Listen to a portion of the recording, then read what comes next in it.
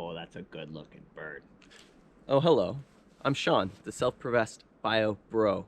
Welcome to my channel. This is my first video, and this is the kickoff to my 2022 big year. So what is a big year? Basically, it's an attempt by a birder to see as many species as possible in a year.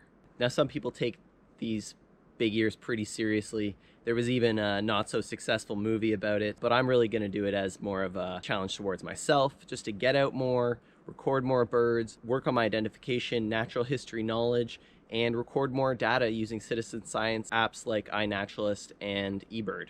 So I'm not sure I have a specific goal in mind in terms of how many species I want to see. So this is an uncharacteristically snowy day on Vancouver Island here. I'm at Miracle Beach Provincial Park, which is a park on the east side of the island, about 30 kilometers south of Campbell River. As you can see, there's a beautiful, mostly softwood forest here, a lot of Douglas firs, and it's pretty snow covered right now. We're gonna head over to the beach, see what birds we can see. It's pretty quiet right here, right now. I think we'll be able to find some good stuff and just kick off the year. There's a bald eagle right there. Just a few steps on the trail to the beach, I ran into this beautiful creature, a red-breasted sapsucker hard at work foraging on the furrowed bark of a fir tree.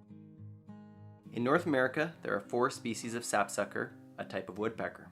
The red-breasted sapsucker breeds along the westernmost slice of North America.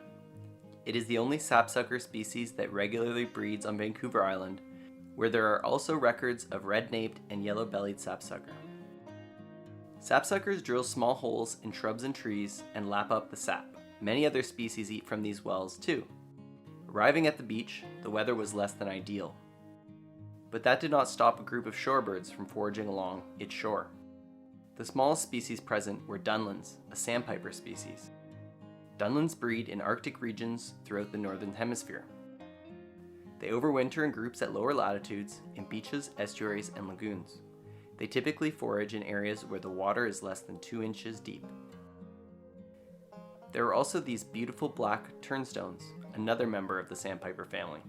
These birds are named after their behavior of flipping stones to access the invertebrates lying underneath. Black turnstones breed on coastal tundra around Alaska and overwinter on the rocky coasts of the Pacific. I also saw this black-bellied plover. It may be small, but look at that dinosaurian attitude. Outside of the breeding season, these plovers can be found on shorelines throughout the world. Perhaps the most spectacular shorebird present were these black oyster catchers. As their name implies, these species use their striking orange bills to probe shellfish and other invertebrates hidden in the sediment, and to pry their shells open for a tasty meal. Unlike the other shorebirds I've mentioned, black oyster catchers are year-round residents and breed here in BC. After the falling snow turned to rain, I decided to head back to my car. On my way, I noticed several Pacific wrens foraging in the understory of the forest. I love wrens.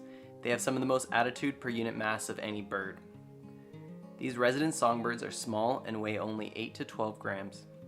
Their genus, Troglodytes, means cave dwelling.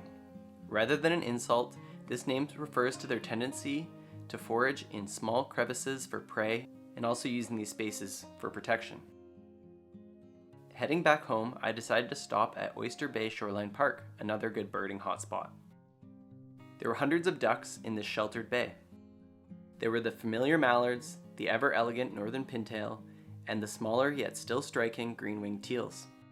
The most numerous ducks in the bay were American wigeons, which overwinter along the Pacific coast in large groups. But can you see one wigeon not like the others? This is a Eurasian wigeon. This species is the Old World counterpart to the American wigeon. Eurasian wigeon overwinters in small but regular numbers in North America, particularly along the Pacific coast. It was a pretty good find for me. Those are just some of the birding highlights on my first day of my big year. I hope you liked the video. I saw 22 species in total, which given the weather I think is a pretty good start to 2022. Happy birding, everyone!